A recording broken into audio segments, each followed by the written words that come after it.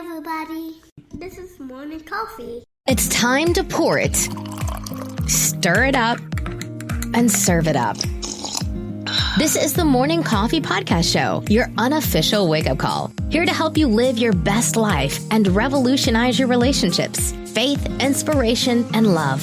Start your day the right way with Morning Coffee. Here's your host, Tanisha R. Atkins.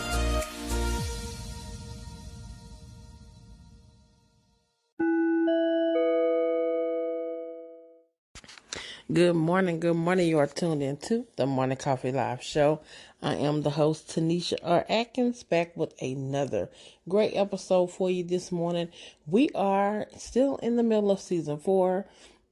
Our topic and theme for this season is we're all in this together. What a great season we've been having. We just started a brand new series entitled Parental Advisory. Beware of the Parent Trap.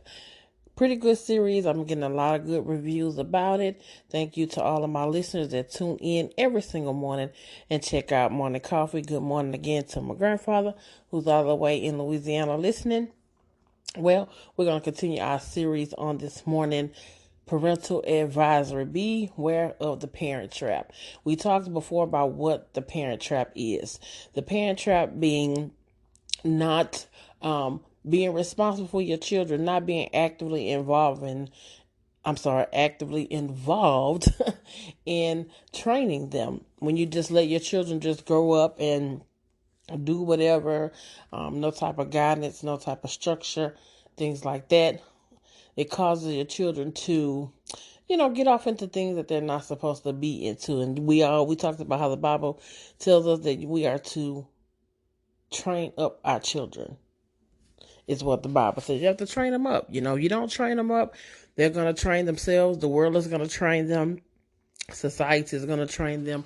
Social media is going to train them. And you definitely don't want that. As Christians, we want our children to, and that should be, the goal for us as well.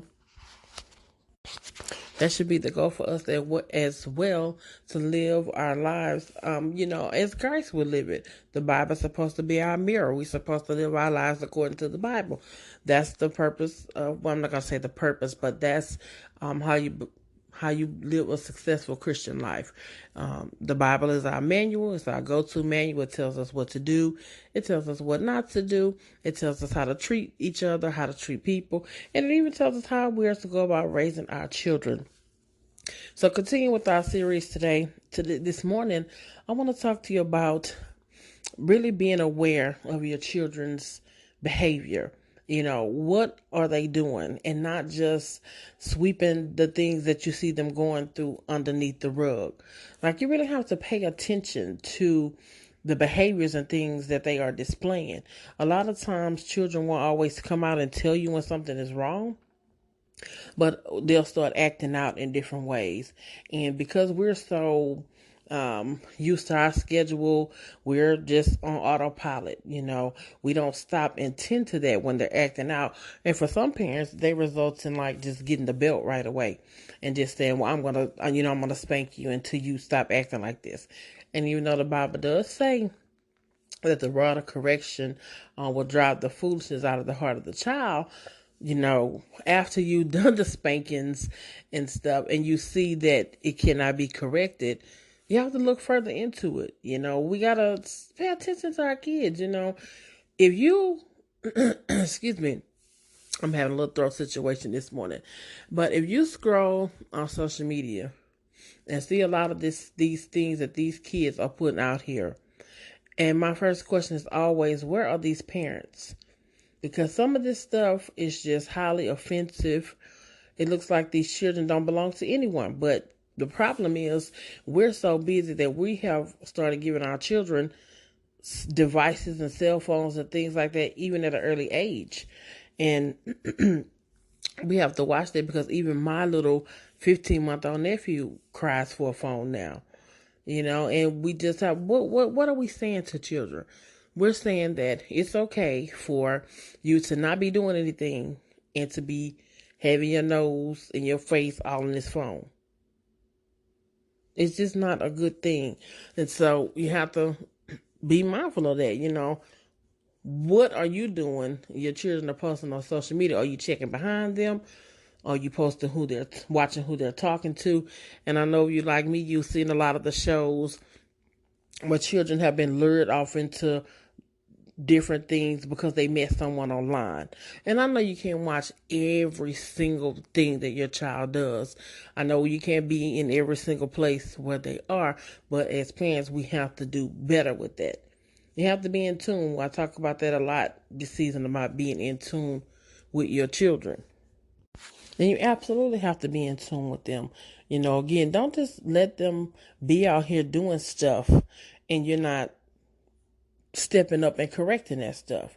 And maybe for you, that's a frustration to feel like, I don't have time for that. Maybe the school is calling you and saying, hey, the child is acting up at school, and you feel like, I don't have time for that. And listen, I grew up where my brothers and sisters, they were like that. My mom always had to go up to the school to deal with them because they were just cutting up at school. And I felt so sorry for her at one point because she really got tired of that. She just was at her wit's end about it.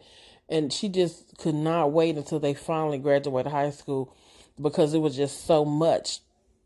And I remember as we became adults, I remember telling her, that I felt like maybe she could have looked into why they were acting up at school. I think it was just she was so frustrated that she would go up to the school and, fuss at them and yell at them and ground them and stuff like that. But none of that was working.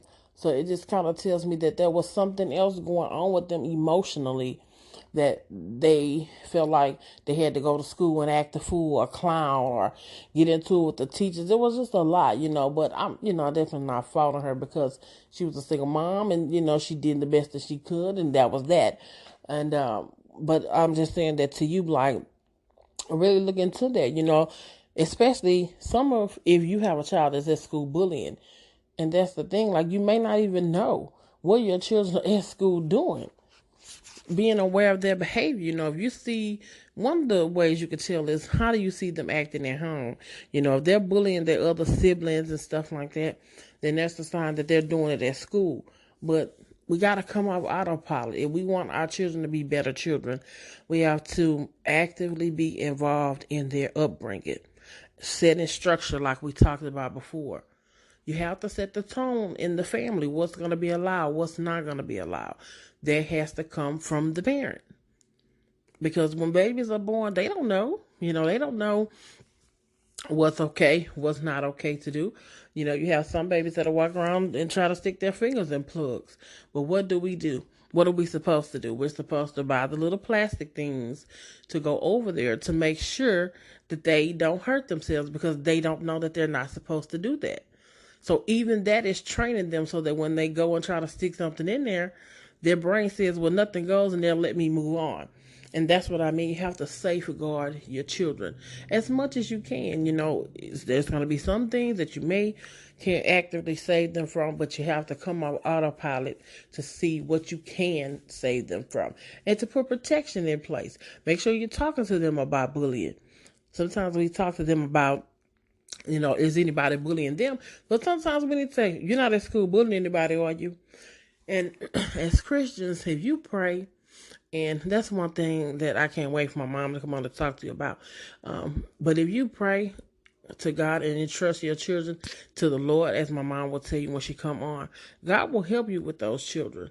Even when my brothers and sisters was cutting up, I still believe that God just helped her to have the patience to deal with that, to have the wisdom to deal with that. Because I think at one point they finally started to get better.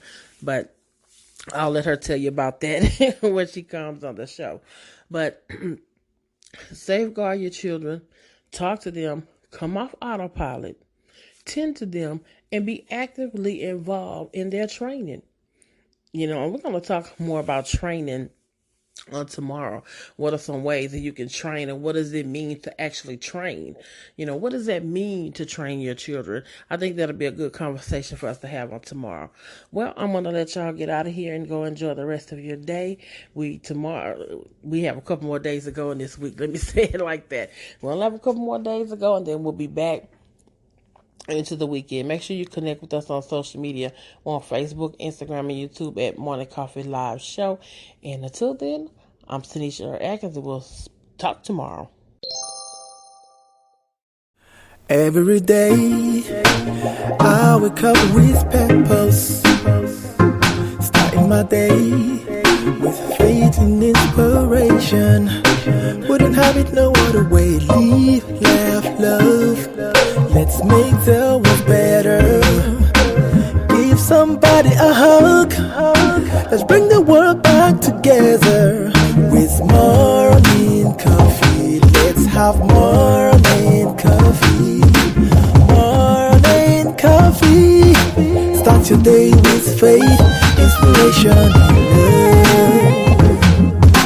Start your day with faith, inspiration.